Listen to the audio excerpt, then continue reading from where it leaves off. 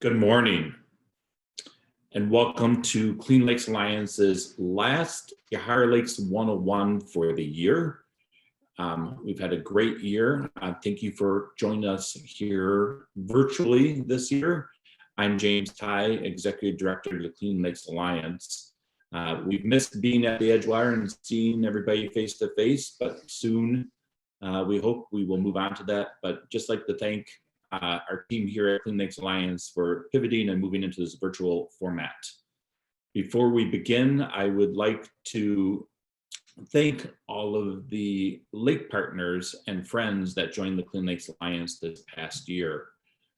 These businesses that you see here, Lakeview Research, Elsa Makes Art, which is about this cute girl who makes stickers to sell to raise money for the lakes, all the way to organizations like Madison Boats. You might be familiar with Wingra Boats and Birmingham Boats and Marshall Boats under Ty Leeper. That's his brand company, Madison Boats. So thank you very much to these organizations for becoming members of the Clean Lakes Alliance in the past 30 days. We also like to take a moment to recognize those organizations and people who are members of our Yahara Society. These organizations and people who donate annually $1,000 more in the calendar year, independent of events and tickets and sponsorships.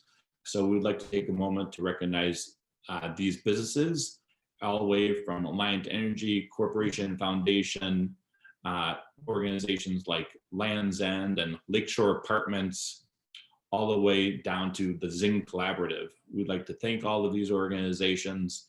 If you're interested, you can go to Clean Lakes Alliance and hit donate and look under Lake Partners and how your business become a member at any level of the Clean Lakes Alliance. We'd also like to do a shout out for the people, individuals, and families who also donate annually $1,000 or more. Really like to thank all of these people for their encouragement and support of our programs, like our educational efforts, our grants to do projects, our citizen monitoring program. These are the people, along with the other hundreds and hundreds of people who give everything from $5 or more. Your support matters. It's not too late to support us. We are down about over $30,000 in just individual donations this year. So we would appreciate a donation at any level. Thank you. Today's talk, a master plan for Vilas Park, with introduction by the mayor, Dan Williams from MSA Professionals. Clean Lakes Alliance works collaboratively with the city to put on these programs. We work with them on some stuff for Warner Park, James Madison, and now Vilas Parks, and actually our UW capstone project with the engineering students are working on the lagoons and what can be done for the lagoons. And that's also in partnership with the City of Madison, the Parks Department, and others. I'm going to now introduce Courtney Sears, a Senior Vice President of Johnson Financial Group. She'll also be voted on as an executive board member of the Clean Lakes Alliance coming up here, and her term will start on January 1st. Thank you very much, Courtney, for all your support over the years of Clean Lakes Alliance. You personally with volunteering your time, and also as Johnson Financial Group with your financial support, and also the whole organization's volunteerism over the years. Thanks, James. Along with the First Weber Foundation, Johnson Financial Group is proud to be the presenting sponsor of Yahara Lakes 101. These talks also couldn't be possible without our usual hosting sponsor, the Edgewater, production partners, the University of Wisconsin-Nelson Institute for Environmental Studies, and University of Wisconsin Extension Lakes, as well as media partner, the Isthmus. Johnson Financial Group believes that the lakes are an important part of the community, which is why we not only support this event, but Clean Lakes Alliance events, programs, and projects. As James said, today's talk will dive into the master plan for Vilas Park, which is located along the northeast shore of Lake Wingra. We'll hear from two speakers today. First, Dan Williams from MSA Professional Services, a firm that specializes in the sustainable development of communities and is working on the Vilas Park Master Plan. Dan has more than 30 years of landscape architectural experience with a philosophy based on two factors: understanding and vision. Understanding involves developing a comprehension of the environmental, social, and economic factors related to a project. And this knowledge provides a framework for building an inspiring vision for the landscape. We'll also hear from City of Madison Park Superintendent Eric Knepp. Eric has worked with the community to invest in facilities and partnerships that improve connections to the public's waterfront. Additionally, he enjoys our lakes by regularly swimming, fishing, and kayaking in them with his wife, 2 kids, and a dog. Before we hand things over to Dan, I am very excited to introduce Madison Mayor Satya Rhodes Conway. Mayor Rhodes Conway is joining us this morning to kick things off and to highlight how important the lakes are to her, as well as the city of Madison. Thank you, Courtney, and good morning, everyone. It's a pleasure to be here. Thanks for inviting me. I'm very excited to join the Clean Lakes Alliance again this morning. I feel like the last time I did this, we were in a very big room with a lot of us together having breakfast. And that was quite a while ago that we could do that safely. And so hopefully we will get back to that sometime soon and be able to celebrate our lakes together. But today we're going to hear about future plans for Vilas Park. And Vilas Park, like all of Madison, sits on the ancestral lands of the Ho-Chunk Nation. So I want to start by thanking and honoring the Ho-Chunk Nation today.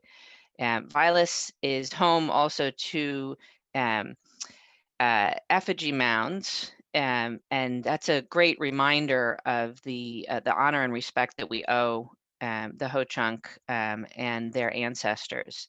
And it's one of the things that I think we at the city take quite seriously is the stewardship of that history and the respect for those mounds. And I encourage you when you're in Vilas to let those mounds remind you of the original owners of this land or the original occupants. Fast forward quite a few years, and the land that formed Vilas Park was a gift to the Madison Park and Pleasure Drive Association from William and Anna Vilas in 1904. So this park has been around for a good long time. And at the time, the city hired a very well-known landscape architect, O.C. Simonds, to design the park.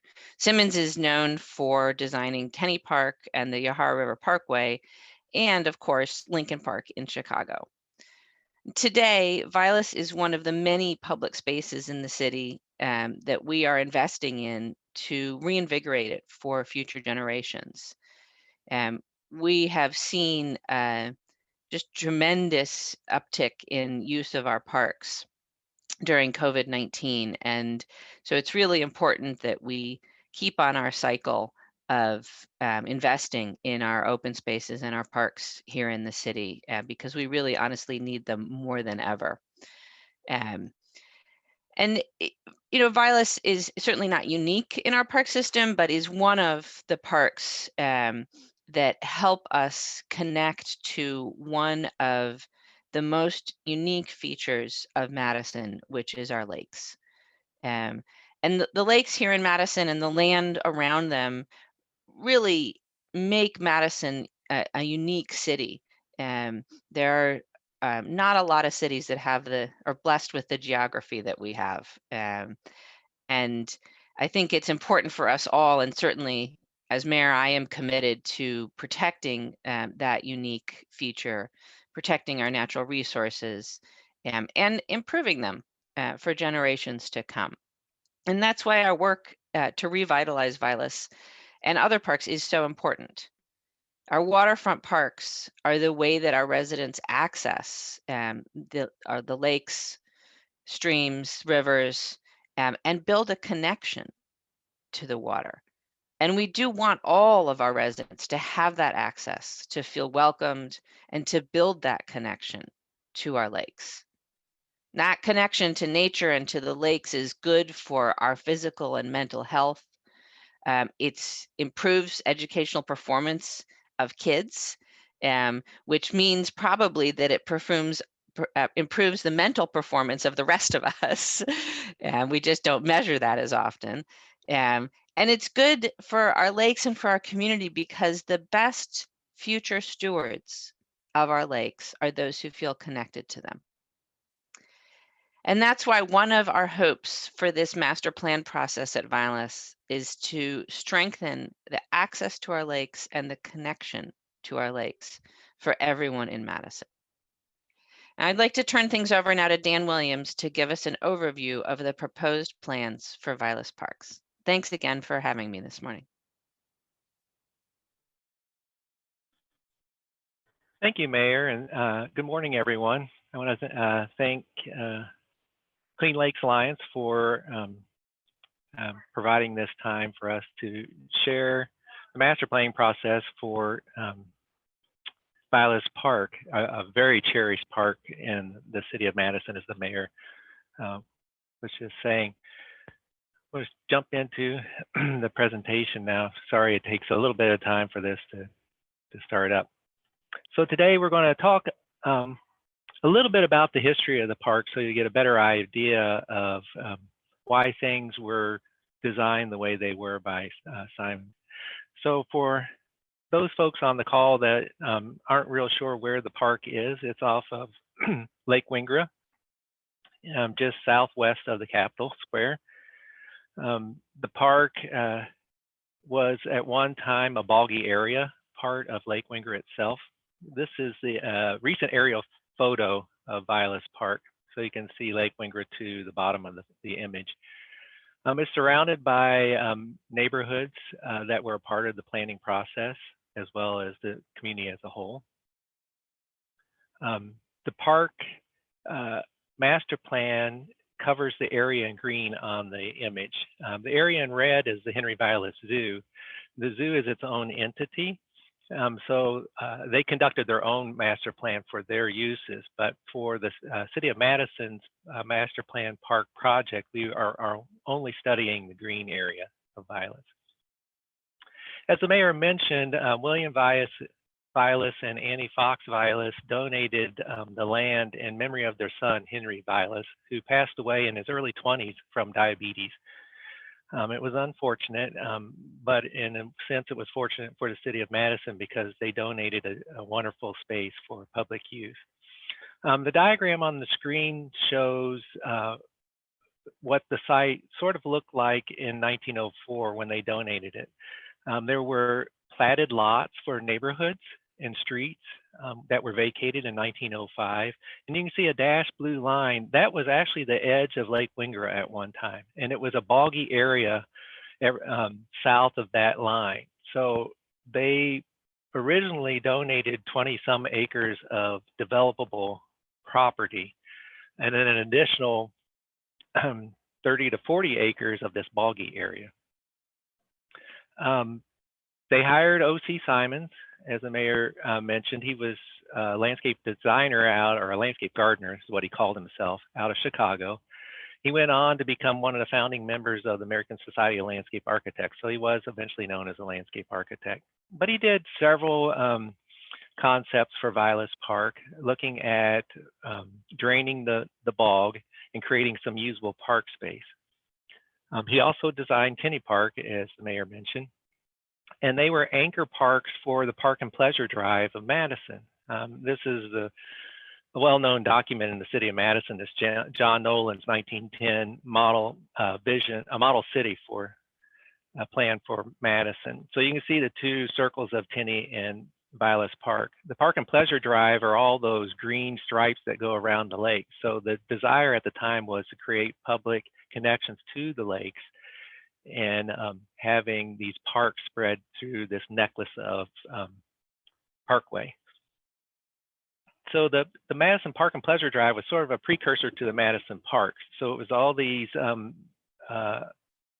local people that donated their time and money to develop the parks for the city. So this is what Vilas Park looked like before Simonds' plan was implemented. These photographs are from the Madison Park and Pleasure Drive annual reports. Their initial documents are pretty fantastic. They were bound documents that were full of photographs and a lot of description of what was going on in the park systems in the city. So we were able to find these photographs. Madison City Parks has a copy of the documents as well as the State Historic Society. So you can go online and you can read these annual reports. And they're pretty fascinating because some cases they have letters in them from Vilas to Simonds and some good documentation. So the top image is what the bog looked like before they dredged it.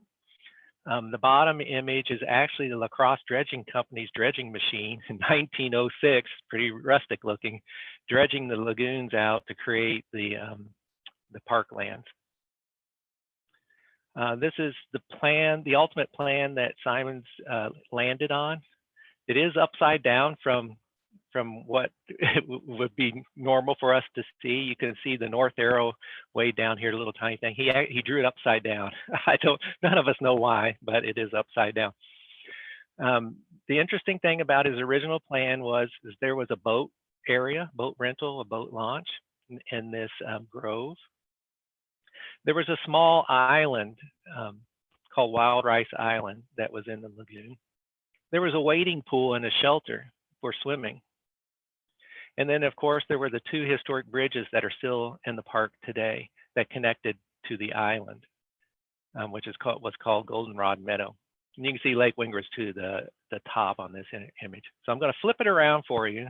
This is what it looks like in true orientation for the maps. So he created a grand entrance into the park. It was called Elm Street. And then there were several other entrances into the park from the surrounding neighborhoods to a carriage route.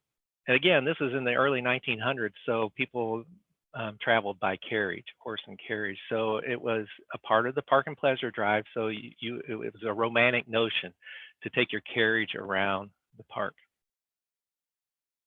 Here's some photos, early photos of that time period. So you can see the boat landing and the lagoon, and it was planted with some ornamental flowering shrubs and trees. Pretty much what you would think a park would look like in the early 1900s. This picture in the center, it says the addition. The addition was added a little bit later, and that's where the Native American mounds are on the site. I'll talk a little bit more about that here in a second. Somewhere in the early teens to 1920, they added to the lagoon. They dredged some more out to create the larger island that you can see behind the blue here. And that was indicated by the photographs that we were seeing in the reports about, or the annual manuals, that had some photographs of that bigger island, which had a pagoda on it and Japanese influenced bridges over to the pagoda. You can see in this bottom picture here, that's the small Wild Rice Island. It was still in place in 1919. In the large aerial photo, you can see the bigger island and then the small Wild Rice Island in the photograph. As the mayor mentioned, the Native American mounds on the addition was an extensive mound complex. It went across parts of the city between Lake Wingra and Lake Monona, and there were well over 24 mounds in this area. And at Warner Park, or at Vilas Park, there were several mounds that were indicated in the drawing at the top left. They were surveyed originally by Increase A. Lapham in 1850. His documents were kind of crudely drawn because his measurements were hard to do at the time. In 1914, W.W. Warner redrew Lapham's drawings for the addition part of Vilas Park. And you can see the dashed lines are indicating that some of the mounds were removed, or portions of the mounds were removed in that time, before that time period. Unfortunately, that became part of the neighborhood and was used for developing the neighborhood. So there's some documentation about these mounds, and and how their displacement was unfortunate at the time. Also in 1916, there was a road that went up to the top of the bluff, and there was an overlook. So you can see some of the old Model T cars in there overlooking Lake Wingra in the park. These are some photographs of the carriage route and the Elm Court formal entrance into the park. Today, Elm Court is where the north parking lot is located in the north entrance into the Henry Vilas Zoo.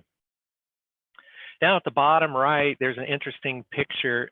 I always thought it was a maypole and people dancing around the maypole in celebration of spring. It's actually a Seine Fourth. And this is a tidbit of information that's kind of fun. In the late 1800s and early 1900s, the 4th of July celebration got to be so popular, people were getting injured, and some people died from some of the events that were going on and fireworks and different things, that there was a movement that started out east to have what they called a Seine Fourth. So it was a day-long celebration during daylight hours, and people danced and did different things like dance on the maypole. So this is actually a picture from Vilas Park's Seine Fourth celebration. This is the earliest aerial photo of Vilas Park. It's 1937. You can see the larger island was that was created, was in place, but the Wild Rice Island, the small one, is still present in 1937. One thing I wanted to note that the two bridges, if you look to the east here, if you can see my cursor, that's Lake Wingra. And I'll show you here in a minute what happened to this piece of Lake Wingra. These are photographs of the historic bridge. The one in the top left is the one that everyone sees because you can drive over it today. But the one on the bottom right is hidden. It's the south entrance into the zoo. It's within the zoo property. It's still there, and it's still the historic bridge. The Vilases donated money to build these bridges as a part of the plan. It came after their initial donation for the park, but they were instrumental in these being built. So the story about the area just east of the south entrance bridge, the south zoo entrance bridge, at one time was part of Lake Wingra. In 1955, there was a master plan created for the park, and part of that called for expanding parkland. So you can see in 1955, it was still Lake Wingra. 1957, it was filled. So in that time period, the city of Madison was expanding parks and lakefront property. So if you look at the same aerial photos for the causeway over Lake Monona into downtown and the waterfront in front of the Capitol Square, that was filled at that time as well. So there was a movement about between 1955 and 1957 to create more land in the city of Madison. As I mentioned, there were several plans conducted. In 1955, the A.L. Johnson plan called for that land mass to be created. And then in 1975 and again 1977, the city of Madison Parks created two master plans for Vilas Park. But these are the only plans that were really done for Vilas Park after the Simonds plan. And they were just these planning plans. They weren't reports and documentation.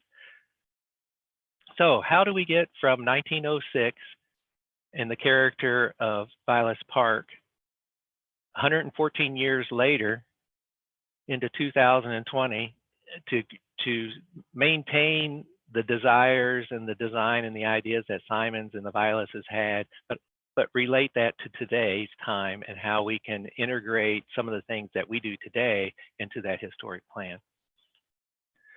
So part of our master plan process is to gather a ton of information so that we can inform the design process. So we looked at environmental assessment for the site. The top diagram again are the mounds, the Warner diagram superimposed over the site. The red is the mounds that were removed. The black are mounds that are still existing today. We read through the Strand Engineering Lake Wingra Watershed Report to look at the watershed and some of the recommendations they have for helping to clean Lake Wingra and collect sediment before it goes into Lake Wingra. Lake Wingra is actually on the very eastern edge of its watershed, and Vilas Park is at the very tip of that. So the water draining into Vilas Park into Lake Wingra is very small. We looked at wetlands on site. Also, the city had a lagoon probe conducted by CGC, and that gave us information on the amount of sedimentation that's in the bottom of the lagoons and how we could potentially treat it in the future to make the water have a better or a higher quality. We looked at site analysis, slopes in the park, soils, which is the bottom left diagram, and you can see we've superimposed that dashed line, which used to be the shoreline of Lake Wingra. So you can see this green colored soil area is very wet soil, indicating that they just piled the soil up from their dredging to create the land masses. So today there's some drainage issues in the park. We also conducted a tree survey where we went out with our collector app, which is a GPS application that goes into GIS. We measured trees 10-inch diameter and larger. There's over 700 of them in the park. We photographed them and we identified them, which created a record for the city to move forward with, to keep records on their vegetation in the park. We looked at and collected the cultural features that are on the park. The lagoon at one time was an area where Olympic skaters from the Madison area trained for their skating and learned how to speed skate. There's the Old Woman in the Shoe play structure that was put in the park in the 1960s. So it's a historic structure today. It's over 50 years old. And again, the mounds and the addition, and the Annie Stewart Fountain, which was dedicated to in the memory of Annie Stewart, who was one of the founding members of Attic Angels. She died at a young age, and her mother gave money to create this fountain in her honor. We looked at existing park structures. There's two: the main park shelter and a beach house. The main park shelter is past its life expectancy. It's at the point where maintenance is costing more than totally replacing it with a new building. Whereas the beach house is in pretty good shape and will continue to be used for quite a long time. We conducted site observation and intake sessions. What I mean by that is, of course, site observations. We went out to the site and we observed what people were doing, but we also did intake sessions where we interviewed people on site. A lot of this, of course, as far as the intake sessions occurred before COVID-19. But we broke the park down into 10 regions so that we could efficiently look at these areas and collect the data. We did this for 12 months, 4 time periods a month: morning, early morning, mid-morning, afternoon, and evening, so we could see what people were doing at those different time periods. And again, because we did it through a 12-month period, it was seasonal. So you can see here's winter park usage, summer park activity breakdown. So we looked at it a bunch of different ways. And at the very bottom, the pie diagram shows use areas through all this observation. And interesting enough, area 8, which is where the main shelter is, was used 27% of the time. So it was the highest use area, and that all had to do with the main shelter. We looked at traffic influences on the park with our traffic engineers at MSA. We placed tubes for speed counts on Vilas Park Drive in the summer of 2019. The city came back in November and placed tubes again so we could collect data in the fall. What it was showing us is predominantly people were staying within that 25-mile-an-hour speed and less. There were some people speeding through the park. An interesting part about that is the park, Vilas Park Drive is not, or at the time, didn't have any signs on it because it's within a park's boundary. It's not a city street, so there's no marked speed limit, but people adhered to 25 miles an hour. We set up cameras to count cars at intersections around the park so we could see how cars are moving in and out of the park. And we counted parking stalls in those site observations so we could see how many cars were parked in each stall, in each parking lot.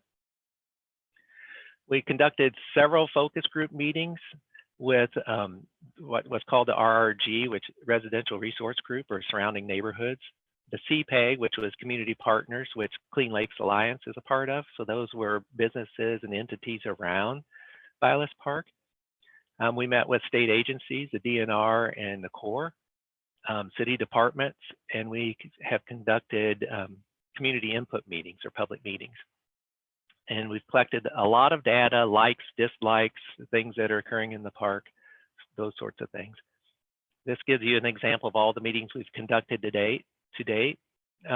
So far, we're 18 months into the project. We're towards the very end.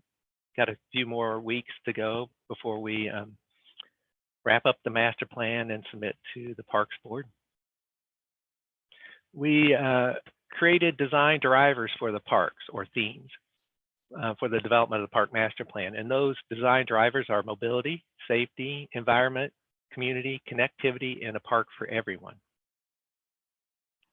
We developed concepts over some of the data that we received from all the meetings in the an online public survey that we conducted. We had over 1,000 people respond to the survey. These are the concepts for the park, which was developed into a comprehensive draft master plan. And again, we were focused towards that mobility and safety, environment, community, connectivity, and a park for everyone. So this is the master plan for the park. We broke it down into a couple of main use areas or identifiers in the park that were heavily commented about. Those are Vilas Park Drive, including the shelters along Vilas and Beach House along Vilas Park Drive. And you can see in the drone photo here, Vilas Park Drive cuts through and severs the park from Lake Wingra. By far, the #1 issue that people had was the driving through the park of Vilas Park Drive, and they wanted to have that eliminated. And when COVID-19 hit and the city shut down streets through parks for people to use, when they did that at Vilas Park, it was well loved. People really liked that Vilas Park Drive was shut down for vehicular traffic. So the master plan shows in the red zone, that's Vilas Park Drive. So it does not go through the park. It ends at the new park shelter and also at the north end at the tennis courts. And then a multi-use path and pedestrian path continues through the park, so bicyclists and people can walk and bike through the park and get to some of the amenities in the park. We've added school bus and tour bus drop-off at the south entrance of the zoo. That's where those buses are supposed to be directed to. Sometimes they do end up at the north end. It's not really conducive for bus traffic. So the plan calls for a safe drop-off for kids, and then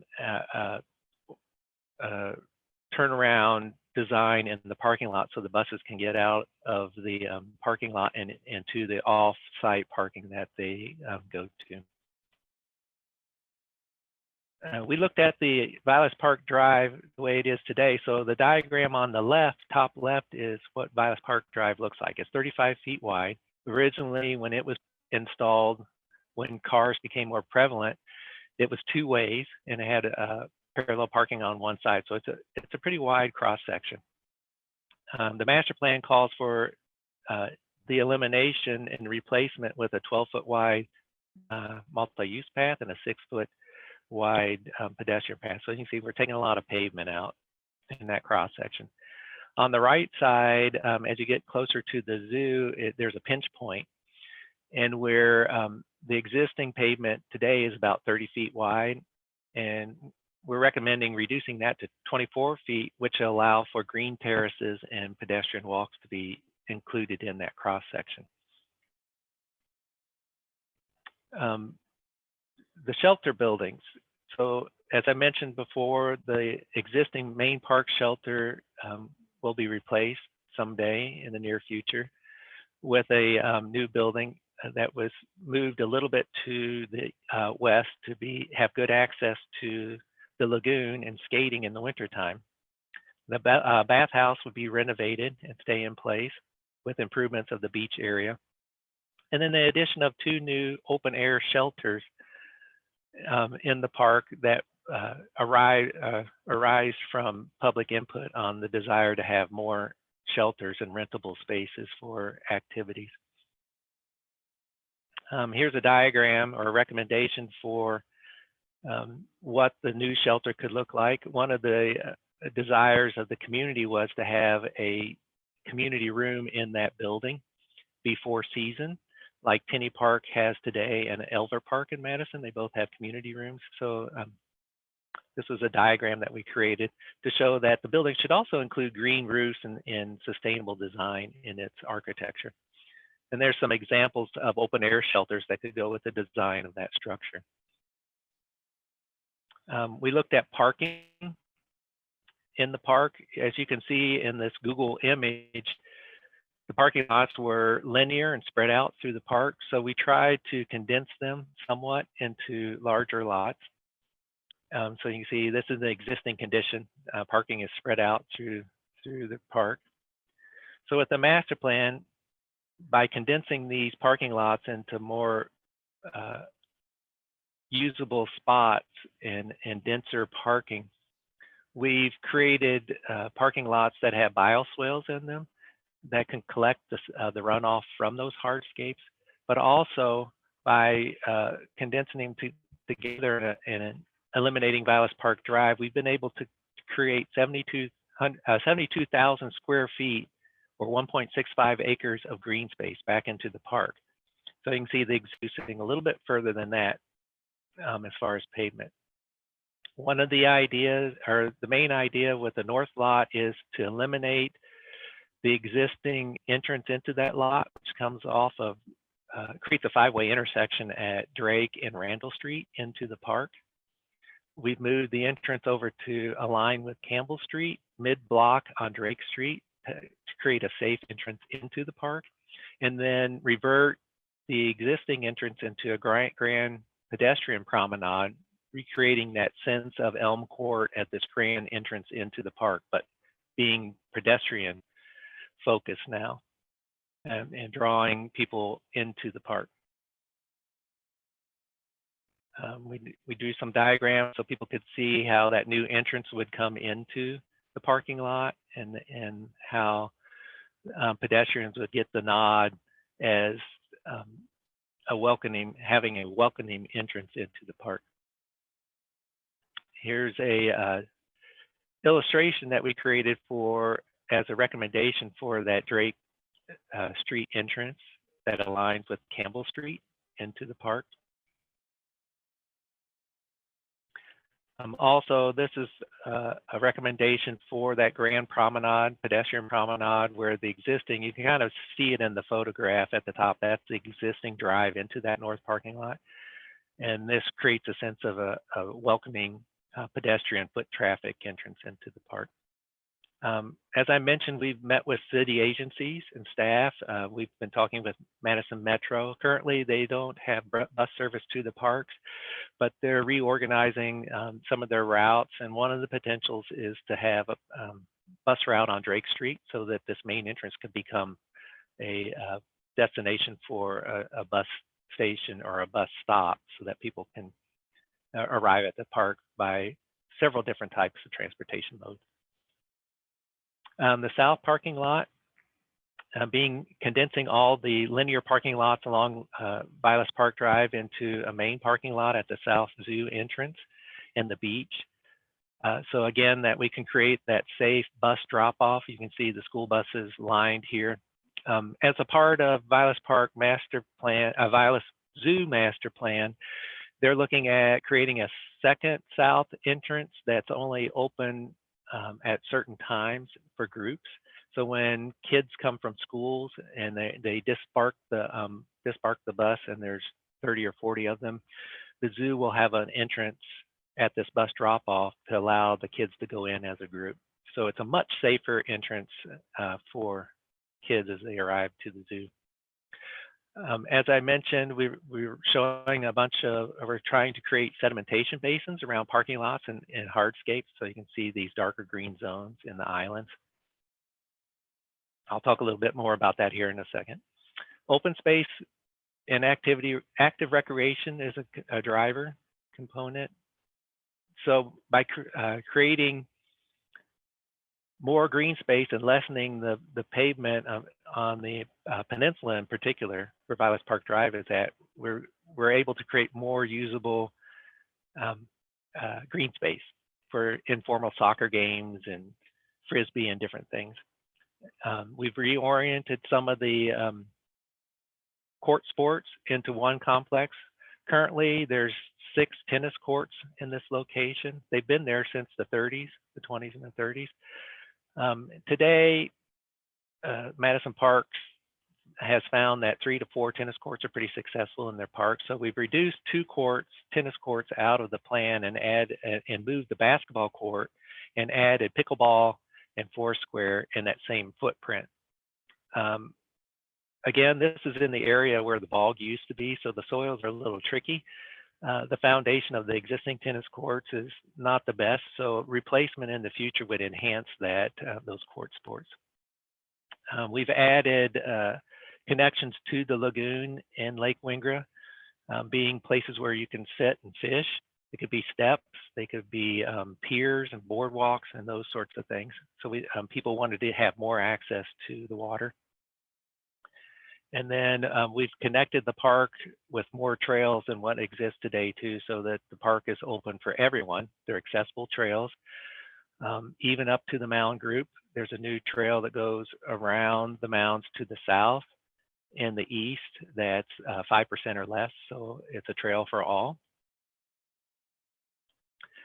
Here's a recommendation for the shoreline of Lake Wingra. So if we can eliminate some of the parking in Vilas Park Drive, we can start to introduce natural landscapes and maintained areas that lessen the sediment runoff into the lake and create a welcoming environment. Playgrounds was a driver. There's 3 playgrounds in the park now, 2 in the meadow and 1 where the mounds are located. We've met with the Ho-Chunk Tribal Historic Preservation Officer, and we've talked about the mounds extensively. The desire is to remove any play structures from that area and recognize the sacredness of those mounds. So we've created one larger playground for several age groups, and then a second playground which doesn't exist today down by the beach, because a lot of kids like to play on structures as they're having a beach day as well. Tenney Park in Madison has a playground at the beach, and so it's a good example to look at. But what has occurred in the master plan at the Mounds Group is the creation of an overlook, the Wingra Overlook, and actually the Greenbush neighborhood has submitted a grant to have for monies to have that overlook developed. Again, we talked with the Ho-Chunk Tribal Historic Preservation Officer, and that's a use that's conducive with spiritual sites, because it's an addition that could be used by the Ho-Chunk. If members come, they can have celebrations there in that overlook as a part of that spiritual area. So this is a diagram or a recommendation of what that overlook could be, with some slight pruning of the trees or removing some of the trees in that area. You can open up the view of Lake Wingra and have some of those views that we saw in the historic photograph earlier on. And then finally, I'm going to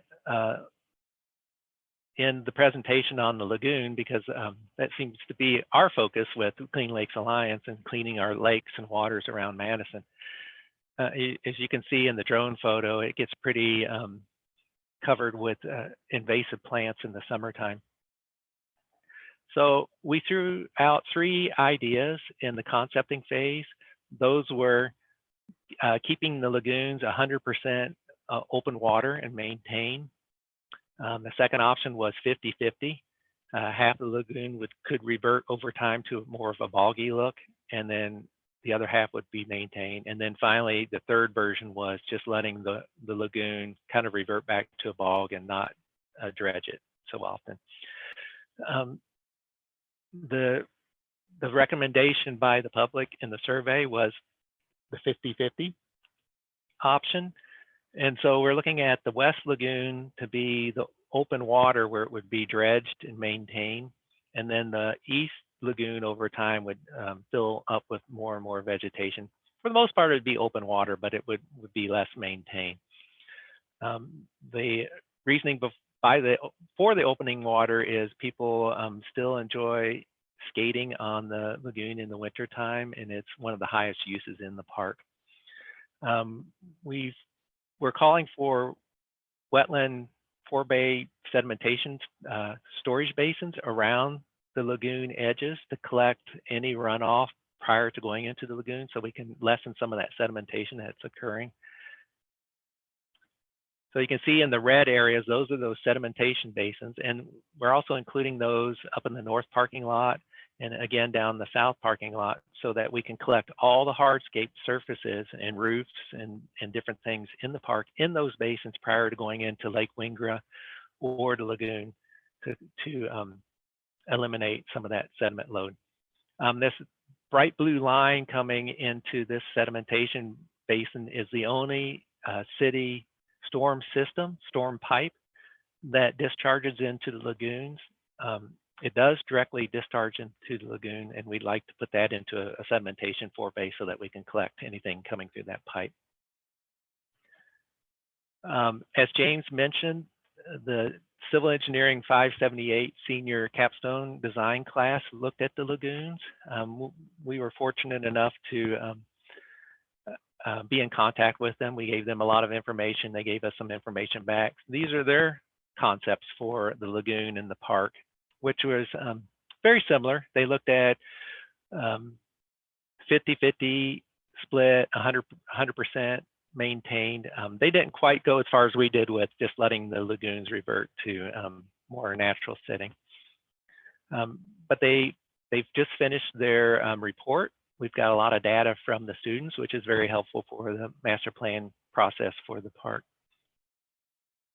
This is a cross section of what we're recommending for the lagoon. The existing condition is at the left, top left. You can kind of see in the diagram, there's upwards of 1.5 to 4 feet of sediment in the bottom of that lagoon. It's pretty mucky. It only leaves about 1.5 to 3.75 feet of open water. So as you can imagine, we're getting a lot of plant growth in the water in the summertime.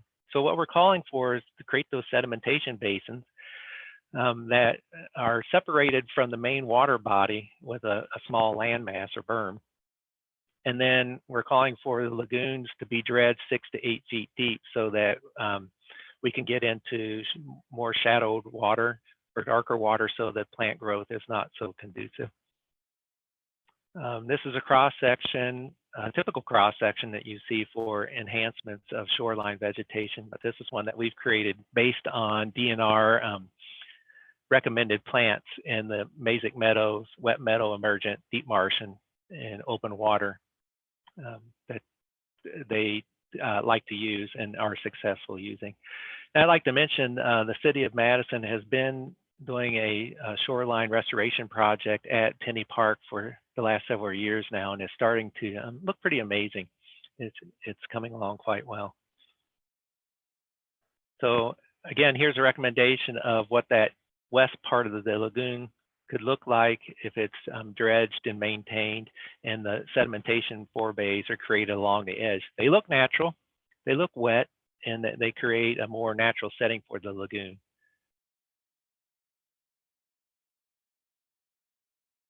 And with that, I'm at the end of my presentation, and if Eric would like to say a few words, I'll turn it over to him.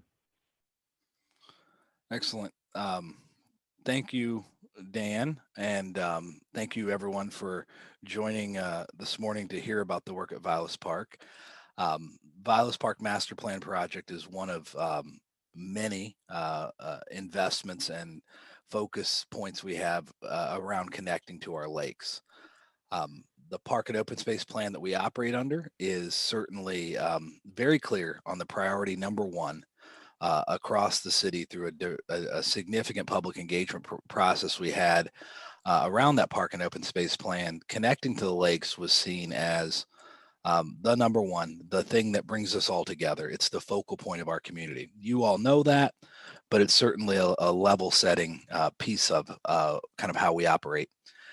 And we think the Vilas Park Master Plan is not done. We continue to work on it and refine it. There are concerns we continue to hear on the plan, and we work to try to strike that balance. And that's a very challenging balance. We have, in my estimation, 260,000 residents and a lot of visitors who have used or will use Vilas Park now and in the future. And it's a relatively small space, but it's a critically important space. You heard the history of it, and you heard use of it and thoughts about the future.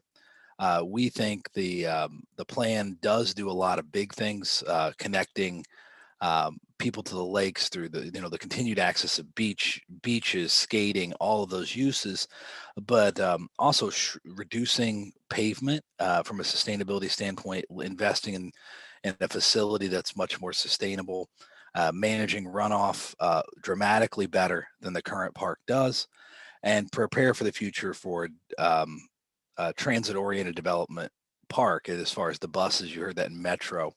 And finally, I think it's just, we're at that space where, the better future Vilas, as we refine this plan, will come, the plan and the execution of that plan will come from a place where we all strive to strike that balance that so many people want to use this space. It's so critical for a diverse and growing city to have it well planned, well designed. I think it's going to come down to that balance I mentioned, and taking an approach of empathy and understanding of a plan that inherently serves everyone, which is inherently going to include things that I don't prefer and somebody else wouldn't prefer. So that's kind of where we are. And if you're interested, there's a project page on our website, and there'll be another revision round. We're going to the Park Commission in January for an update. So lots of chances still to engage and lean into the plan and share your thoughts. And I'm very appreciative of everyone who's done that thus far. And that's really the comments I had for today. And I will turn it back over to the team, to Dan and or James here to kind of, I'm happy to answer any questions, I guess I should say. Thanks, Eric. I'll hop in here too.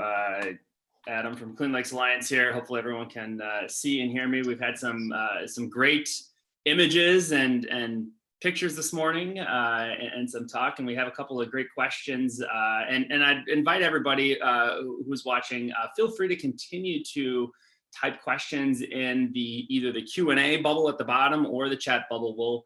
We'll find them either way you get them to us. So a couple of questions. One that I thought was pretty interesting, and I don't know if Dan or Eric would be the best to answer this, but curious to know if the new master plan for Vilas will include a fully accessible kayak canoe launch for disabled people, and curious to know if that's something that's been looked into.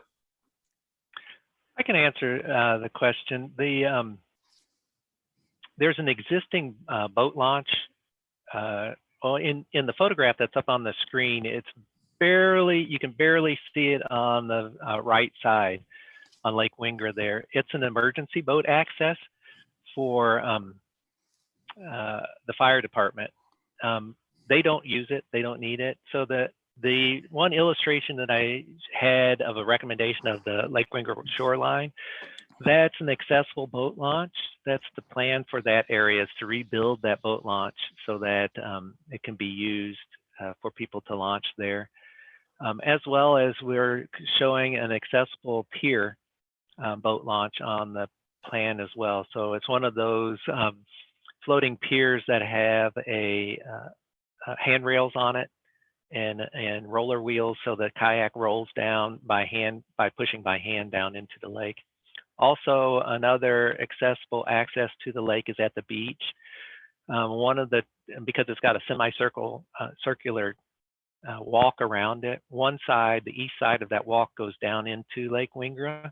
And again, it would have handrails on it so that someone could be either in a wheelchair and wheeled into Lake Wingra, or can have handrails to hold on to as they enter into the water. So those are elements that we use a lot in park designs and plans. Great, good information. Another question that came in earlier that I thought was interesting too, and I know Eric has said in other meetings where, you know, he'd love for a day where public transit is the first thing people think about with the parks, and parking is the second, but we haven't quite got to that yet.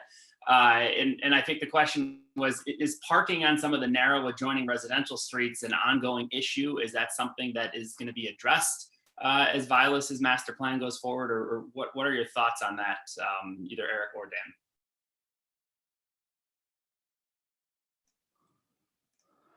I guess I can take that one in short order. We've heard one of the great things about the neighbors in this area is there's been a significant number of folks who support the use of those on-street parking locations for park users, and that's great because that reduces demand. But certainly the streets themselves, especially specific individual streets, are really tough to park and drive on. Randall being right next to the park is one example, and it's an ongoing issue. We are not planning as far as if it's regulations or time-based regulations, permit programs, anything like that. We don't plan for that in the park process here for planning, but it's certainly something we will stay aware of, because in the existing condition and in the future condition, the parking available in Vilas is certainly insufficient, and on-street parking is critical at peak demand. And to be clear, we will, as long as I'm here, we'll never design park parking for peak demand. That's there's a song about that. And Eric, kind of a quick follow-up to that, a question that, you know, kind of follow up was both you and Dan kind of, and the mayor actually stressed accessibility for some of those residents who maybe have a little bit more difficult time walking. Is accessible parking something that will continue to be a priority in the park, so it can be enjoyed by everybody? Certainly, and I was just reading the question. Like closer to some of those Yep. things in the park they can enjoy, you know, so parking very close and not having to use a wheelchair over a great distance maybe to get to those things. So that's the question. Yeah, certainly. Each of the lots, the lots that we show would all have ADA parking included in them, and we think brings people with mobility concerns close to all the core amenities.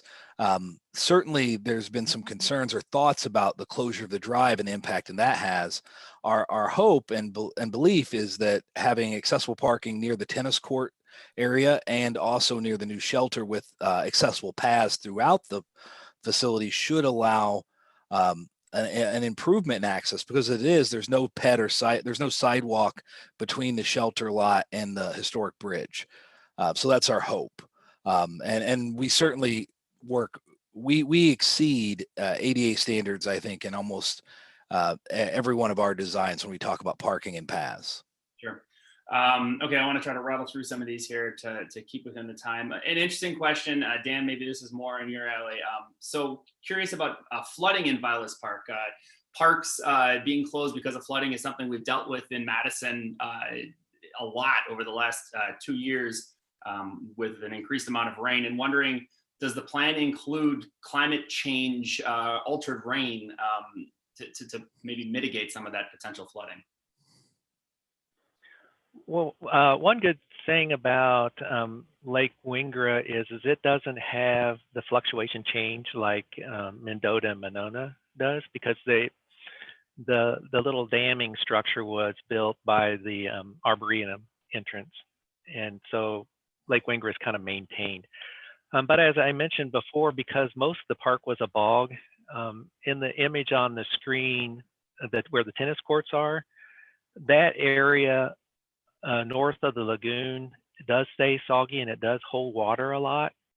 And so with the implementation of those sedimentation forebays, they would be collector areas.